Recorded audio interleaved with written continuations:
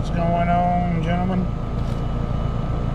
It's Monday, back from vacation.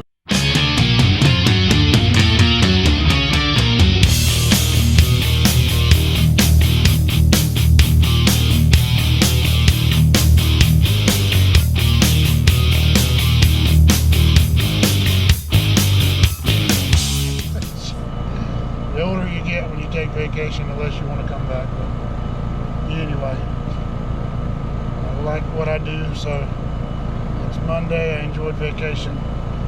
Then we're back to work. This is a unit not cooling upstairs system.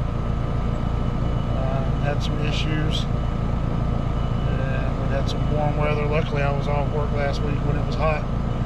It got slammed, and I think this one came in over the weekend. It was fine, just waiting until today to come out. So, and looking a little bit low. Now, granted, it's supposed to have an 8-degree subcool on it. It's been going between high 4s down to 4, dropping back down. Got a 99 suction. It is 66 degrees upstairs, and right now it's about 70 degrees outside, but whether you can see that or not, I don't know.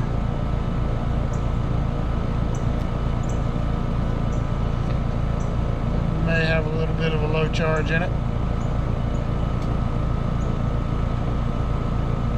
so I guess we're going to go start at the air handler with our leak search. Being a Trane, I believe there's a TAM air handler up there, TAM 7, based on the records. So,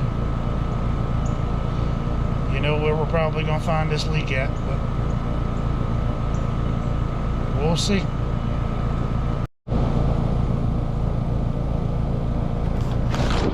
We'll start. Before I go upstairs, I'm going to check around. This is the place that these units typically will leak. The outdoor units from time to time, back in this area around here, checking that, and it feels a little, it's dry there. Sometimes it's hard to tell. It feels a little oily on there. That's just, that's just water. I'm not finding anything. It's always going to be a little oily there from gauges going off from time to time. Make sure we got our O-ring in here.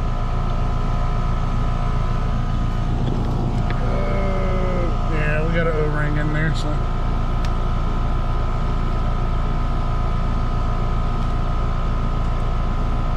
check this top one real quick.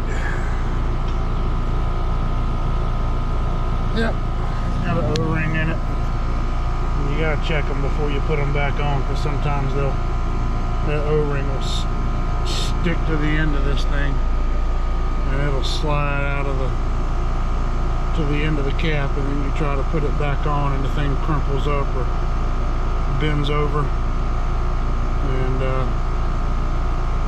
doesn't go back on the way it's supposed to. So I just take a little screwdriver and just push it back down in there where it goes down in the bottom.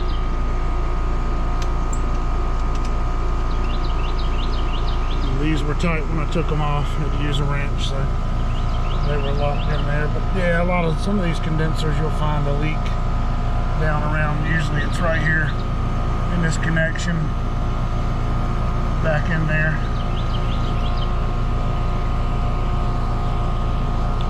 And it'll be saturated in oil down here most of the time. And it's just water. So we will see what we find in the air handler. Alright guys, we're up in the attic. We have a TAM 7 air handler. Let me shut it down. I don't have any red flashing fault lights, so that's a good sign. And that's so cool. We did climb up to 6 out of 8 before I shut the thing off out there, and the suction got up to about 106. It's cold up here. It's 66 degrees upstairs.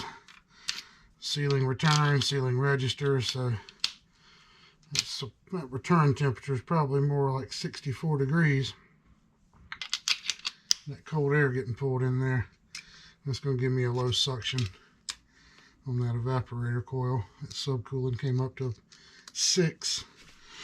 But just to be safe, just because I know the history of these coils, I'm going to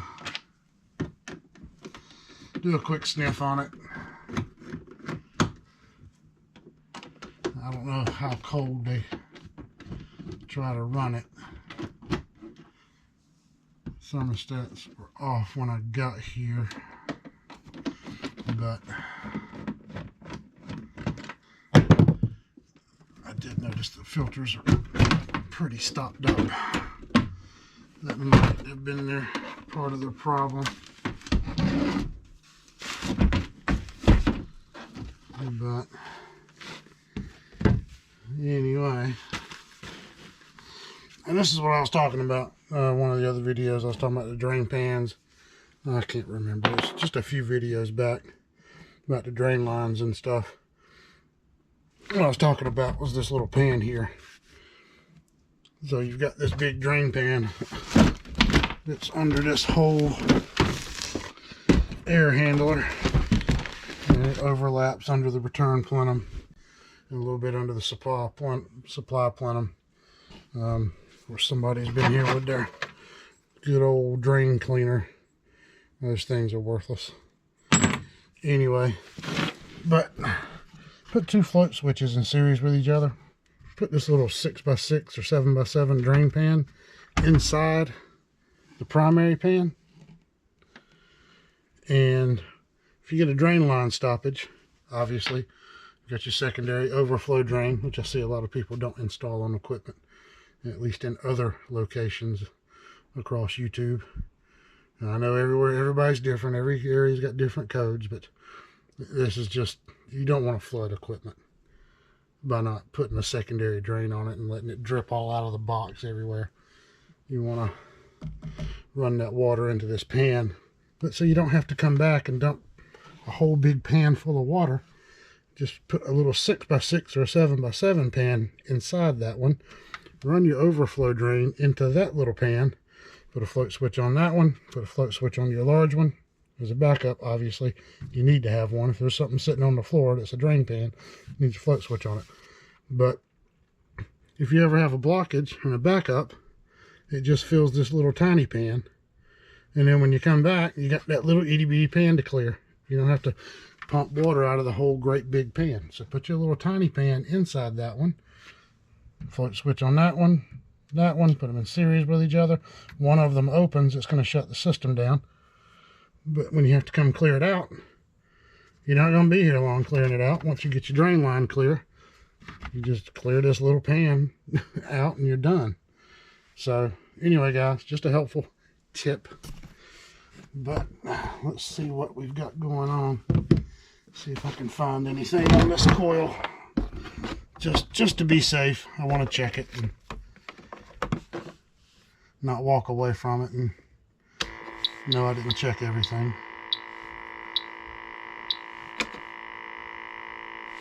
Get this thing warm up. And yes, I am getting the, I'm going to get that field piece, the DR58. The sales catalog at Johnstone for this month had them marked down about $35 to $294, but another supplier I spoke to this morning can get it for me for $269. So he's got one ordered. I'm gonna pick it up tomorrow morning. But for the time being, I have got the H10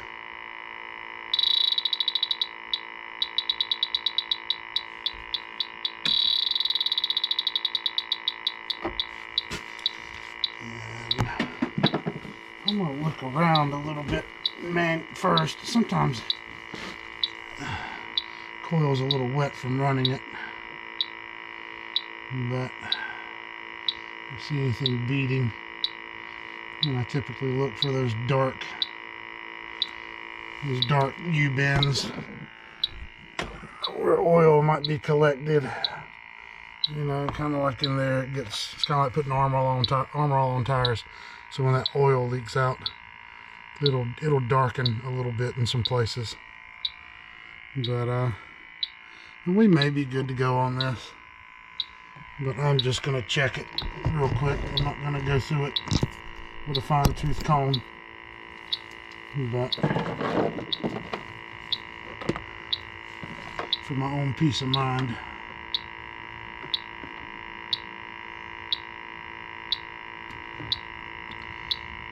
I want to check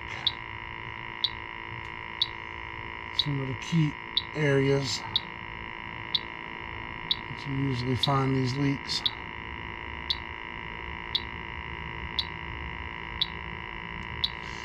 And if I don't get anything, we're going to let her ride. Get those filters changed. And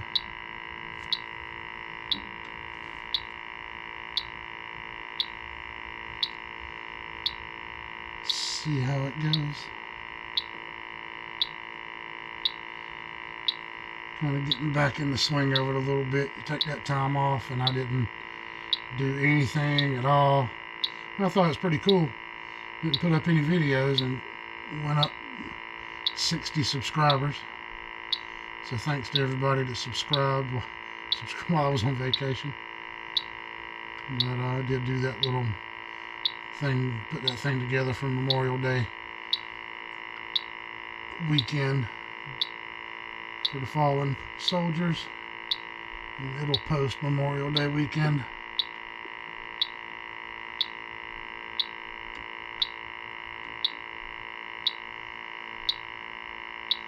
After seeing that subcooling start to come up, I was like, okay. I didn't have any fault codes flashing up here, so typically if you're on these sensors, on these TAM air handlers, you've got one here, which is your evaporator sensor, and you have your other one here, which is your suction line sensor. And they're measuring superheat, basically. Same thing you're doing with your gauges outside. But they're measuring it at the coil. And then it throttles the EEV back and forth. Less refrigerant, more refrigerant, stuff like that. Make sure that thing's snapped on tight. And typically, you know, if it gets low superheat or high superheat, this thing's going to show you some type of a fault. If it continues to do it for a period of time, it'll eventually just lock everything out, shut it down. Didn't have that fault. Didn't really have anything outside. It's not a communicating system, so nothing on the defrost board outside indicated a fault. Could have just been in their mind. I don't know. But the first thing I go check with these units is the air handler and look for fault codes, because that's another thing you have to think about. If the outdoor unit was to shut off, we get out there, I see people show up on these units with the air handlers or the XV models or stuff, and they're looking and reading their faults, and they just automatically, first thing they want to say, oh, it's low on charge, it's a charge. Go check all your sensors first. Check this sensor, the book that's usually with the equipment. You can pull it up online real easy. Has the charts. You check them to this board right here. Slide that out, flip it around. You see that black and orange wire right there. The black is your suction line temperature sensor, your gas sensor, and then the orange is your coil ET, evaporator temperature sensor. And you have to set needle point probes, but you can check your DC voltage, black to black, orange to orange. And then there's a chart in that book that will correlate that DC voltage with the temperature. So if the outdoor units shut off, capacitor goes bad, breaker trips, whatever reason, this air handler doesn't know that the outdoor unit has stopped running. But what happens is this blower continues to run, and then everything in here balances out to the same temperature. So when you get 70 degrees, on this sensor, and this one's reading 70. Do the math. That's a 0 difference. That's a 0 superheat. You got to remember, you come up here, you see a fault code. Maybe your outdoor, you had a bad capacitor. You got to remember the outdoor unit wasn't running. This didn't know because it's not a communicating one. So if those two sensors are reading the same temperature because the blower is just running basically at that point, that's going to correlate to a 0 superheat. And what's going to happen is that stepper motor is going to think the coil is getting flooded, and it's going to throttle that thing down and start trying to close it off. So if you don't come back up here and reset that, and it's on that fault, you get the outdoor unit running, then it starts tripping low pressure. Eventually this thing is shut all the way down because it thinks this coil with 0 superheat is just flooded, and now you get the outdoor unit tripping low pressure. You got to come up here and reset the faults on this, and cycling the power doesn't do it. You've got a set of pins here where you do your test for your open close test. Check this valve to throttle it open and then throttle it back down, see your pressure changes. Kind of basically test it to make sure it's working. But the test and closed pin, or the one in the middle is the test pin, the one on the outside corner is your closed pin. Short those together for about 10 to 15 seconds with a thermostat screwdriver, and it'll clear the fault codes out. And then you'll reset the power. When you reset the power on this and power it back up, you'll hear that stepper motor start to vibrate, running open and closed. So now it's doing a self-test, and then it stops about somewhere in the middle. And then you can recycle the outdoor unit, turn everything back on, and it'll start running like it's supposed to. So you kind of little things, if you don't work on a lot of them, that you don't recognize.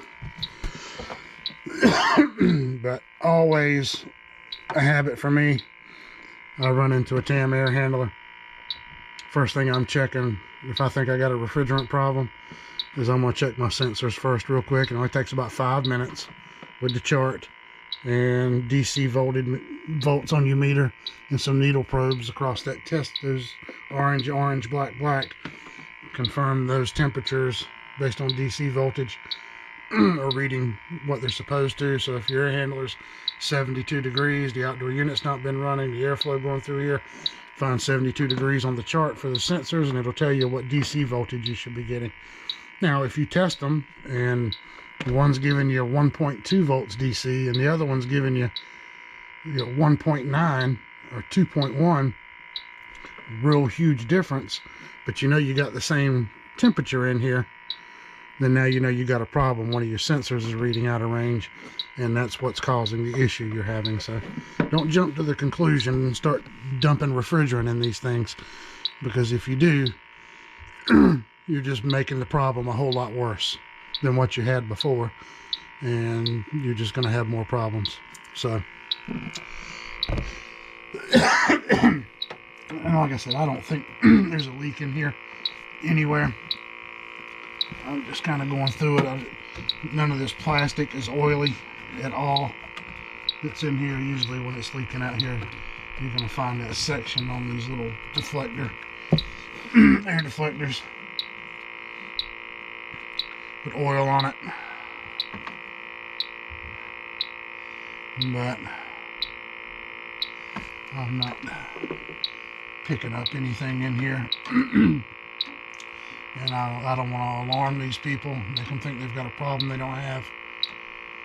So I'm going to get those filters changed, which might have been the problem to begin with.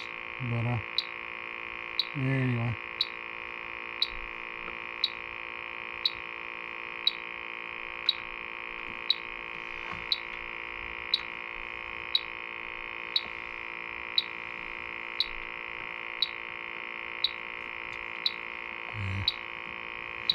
I don't think we have a problem.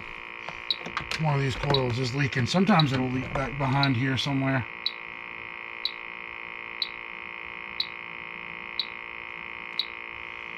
There's 3 or 4 places that are common.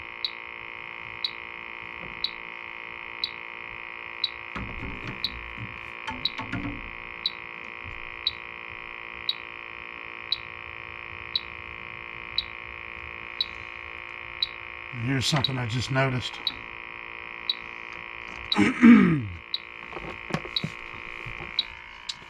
you look right here, we've got a 2015 model number. And if you look at the tag on this coil, serial number 2018. So this coil's already been replaced before. So the first coil made it 3 years. So I'm going to assume we're good up here. But anyway, guys, just some tips on checking these sensors before you jump to conclusions on the refrigerant charge. And use that little pan like that in your drain pans in the attics. Makes it a whole lot less aggravating to clean out when your drain line stops up. Alright, guys, we are done. You guys have a good day.